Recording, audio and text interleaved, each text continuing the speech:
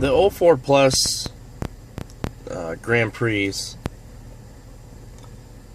introduced a couple of new climate control systems. Now, the previous Grand Prix, there were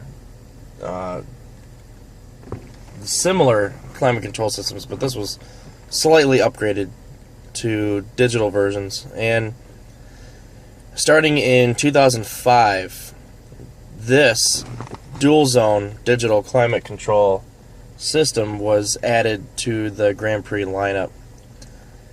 2004 was actually the first year for the new Grand Prix, but only the manual 3-knob climate control was available for that year. And the manual one basically came with fan speed, zone, and temperature.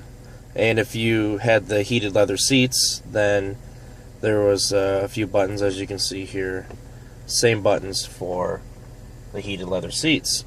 And then of course it came with the standard rear defroster, the recirculator, and then the air conditioning, which is here. But there wasn't a digital version in 2004. That wasn't added until 2005. So in 2005 Plus, you were able to get this option. Now, I'm not 100% sure if it was available for every trim, but I have seen GTs and Comp Gs and GXPs with the dual zone digital climate control. I've actually seen a few GXPs that do not have heated leather seats, which is kind of an oddity, but you know, that's just the way it is. So basically, with the digital system, you get the 2 passenger and driver climate controls, which are independent of each other, and you have more options. For one, there is the fan speed, which there's an auto setting, and basically based on what I've found is based on the temperature where you have it will determine the speed of the fan. When you first start the vehicle up, if it's cold, the fan speed, no matter what temperature you have it at, is really low, which is pretty typical of auto climate control. And then as the engine warms up, depending on what speed you have it, it will increase. And the digital will actually go from 90, as you can see or hear. The fan speed is increasing based on the temperature. And then you can go as far down, all the way down to 60, which is the coldest setting that is offered.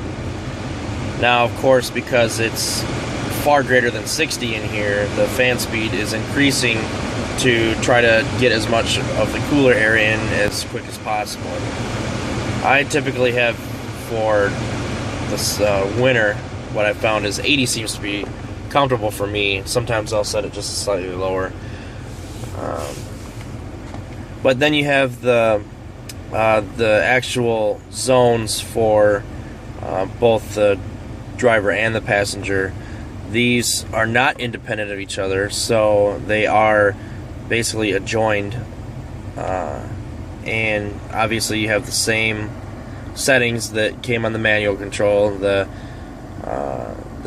uppers, and then the combination, the feet, and then the defrost and feet, and then defrost. So pretty standard for most climate controls. And then there's the auto setting, which basically determines the temperature and kind of sets a comfort level. It's automatic. It sets a comfort level for based on the driver and passenger settings, and it's automatic. I personally never use it. I usually keep my climate control slight in the face, but mostly in the feet, because once you get to feet, then it automatically kicks in the AC compressor much the same as if you had the defroster on. So to save gas, if there's not snow on the windshield or fog, I typically have it set right between the combination and the feet. And then, of course, for this, you get the recirculator, which basically just recirculates the inner air. It doesn't take air from the exterior. You got the rear defroster. And then you do have an ability to turn on or off the passenger, which is kind of nice. The controls are identical, except you can actually have it turned off or on. And what I found is that this actually works pretty well. My wife, we take trips pretty frequently, and we've taken a couple of 30-minute drives, and both her and I have noticed that I can keep mine at 80. She likes to have it a little bit cooler. She keeps hers at 70, and she's comfortable. And I did notice that when there's a big discrepancy between the two temperatures, then it's much more difficult to be able to separate. The initial trip, she had hers set at 60 because she was warm, and I had mine set at 80, and she was just a little bit warm, but not enough to complain, despite the fact that she had it turned on to 60. So basically, the greater the temperature difference is, the harder it is for the system to actually, because there's not a window in between the driver and passenger. So you do the best you can as far as, setting the vents where you need to and setting the temperature where you need to. But I found that with just a driver, this system is almost identical to the manual controls. And really, where you get into the extras of having this digital system is the fact that you can have a passenger set it to wherever they want to. And for the most part, it works pretty well. And I'm coming from the manual controls.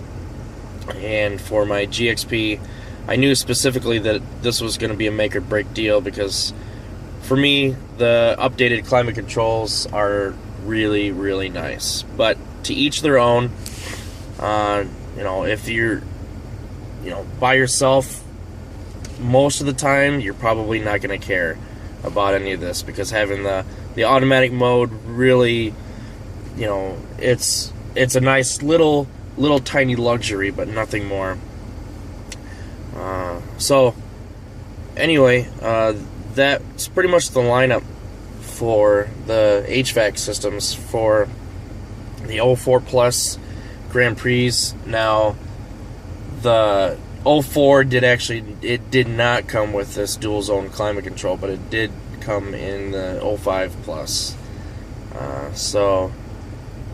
Hopefully this video has some information that can be useful.